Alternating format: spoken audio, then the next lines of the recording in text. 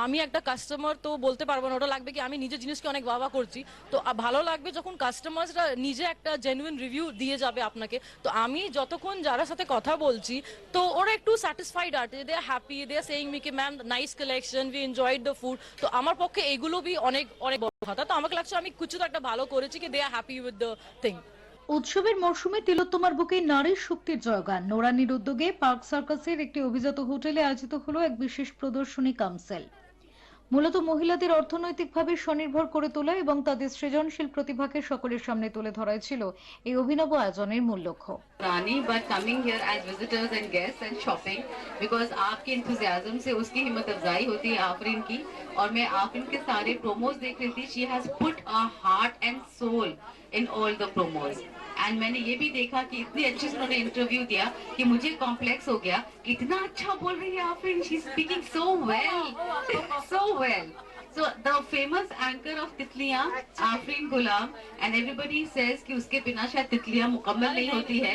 Definitely definitely जो जायज बात है वो मैं जायज बात ही बोलूंगी कि हर किसी का एक एक मकाम होता है। मेरा कुछ है, शुमाइला का कुछ है, मुमताज का कुछ है, सुजाता का कुछ है, अभी मैं जायशा this time.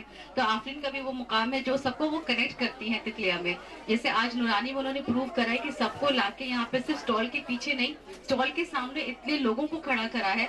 Hats off to her माशाल्लाह, this crowd is overwhelming, this is overwhelming. इतनी शिद्दत से उन्होंने मेहनत करी है। I know how much effort she has put in, क्योंकि हम लोग एग्जीबिशन जब करते तो हमें पता होता है कि इसके पीछे क्या क्या करना होता है।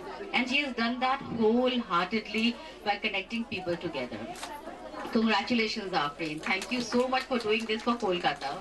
এদিনের প্রদর্শনীতে প্রায় 25টি বিভিন্ন ধরনের স্টল অংশ নিয়েছিল। উৎসবের আমেজকে মাথায় রেখে মেলায় ছিল বৈচিত্র্যের সম্ভার। অত্যাধুনিক ডিজাইনের পোশাক থেকে শুরু করে ঘর সাজানোর শৌখিন গাছ এবং জিভে জল আনা রকমারি খাবারের সমাহার, সবকিছুই মিলল এক ছাদের তলায়। প্রতিটি স্টলেই ছিল নতুনত্বের ছোঁয়া, যা দর্শকদের বিশেষভাবে আকৃষ্ট করেছে।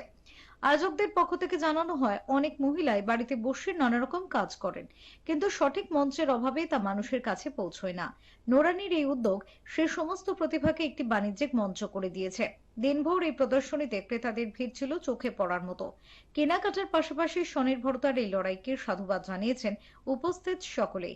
উৎসবের মরশুমে এই ধরনের উদ্যোগ কেবল কেনাকাটার মাধ্যমে নয়, বরং বহু মানুষের স্বপ্ন পূরণের হাতিয়ার হয়ে উঠেছে।